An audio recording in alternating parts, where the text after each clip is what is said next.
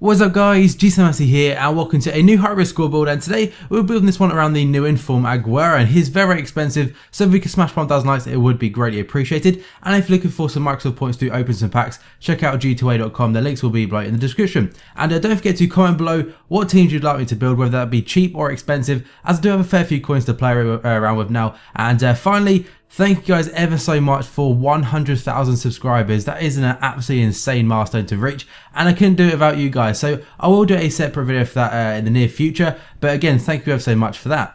So getting straight into the team then is a 4-1-2-1-2 default formation, and we start things off with Thiago in net and Thiago Silva at centre back. Thiago Silva cost me 70k, and I put the anchor chemistry style on him, which improves defending, heading and pace. So that is probably the best thing to put on a centre back. I'm not too sure yet of how the chemistry styles actually work. We do pair Ramos up with Thiago Silva, of course, but Ramos cost me 52,000 coins, and to be fair, he was probably the worst of the two because of his work rates. And I found that work rates and defenders seem to matter a fair bit this year, because if you don't have a CDM that is out and out defensive, they can get caught out of position, and that leads on to counter-attacks. And our right back is going to be Carvajal of Real Madrid. And of course, hybrids are pretty difficult now because of the whole nation link change. We're going to try and get as many hybrids done as possible. And some of them may not be the greatest of hybrids. Like, there may be a lot of teams, players from one team, but you can't really help that. Our final defender is going to be Digne of PSG. And that summarises the defence. Very, very solid, but again, it can get caught in the counter a lot.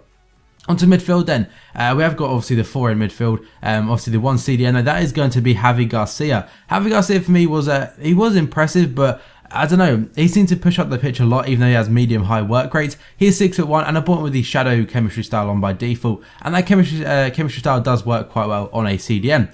The left mid is going to be Ezekiel Lavezzi, and this guy was not worth 41,000 coins because he really didn't make much of an impact. I mean, he got no goals, 2 assists. But with this squad in general, I did struggle a lot. I'm not sure 100% why, but I just found it quite hard to play with. Our right midfielder is going to be Jesus Navas of Manchester City. He cost me, actually I was first owner, and I sold him for around 44,000 coins. So he's quite expensive. He is pretty short, being 5'7", but he has got 91 pace. And he was getting down that wing quite well. But again, this team wasn't as successful as I was hoping it to be. Our cam though is going to be Özil. And this guy is another, bought him, I got him first owner out of a pack. And this was from a free pack as well, which is awesome. It really didn't make an impact for me though. 1 assist, 0 goals, that's not what you want. And did put the Maestro chemistry style on him, but again, didn't really prove to be much of a game changer for him. I was expecting to get tons of assists, but it just wasn't happening. Onto our strike force then, we're going to cover onto it now. And going to start things off though with, you can wait for it to come on my screen.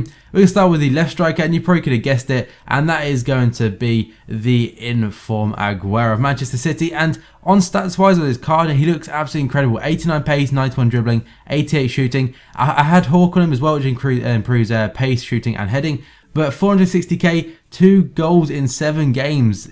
I don't know what was wrong with him. I really couldn't play with him. Maybe in a different formation or a different team, he did a lot better. But this guy next to him, Giroud, he was actually better for me. He got 5 goals in 7 games. 1 assist. I was the first owner. He's like 1,000 coins, and he was 10 times better than Agüero for me. Not sure why. A lot of people seem to really enjoy Agüero, but I wasn't the type of person to actually like him. I don't know. It's just a weird one. Like, this team on paper looks absolutely incredible, but in game didn't prove to be that. And we're going to quickly show you the chemistry. Everyone's on 9 or 10 chemistry, so we do get the max out of them.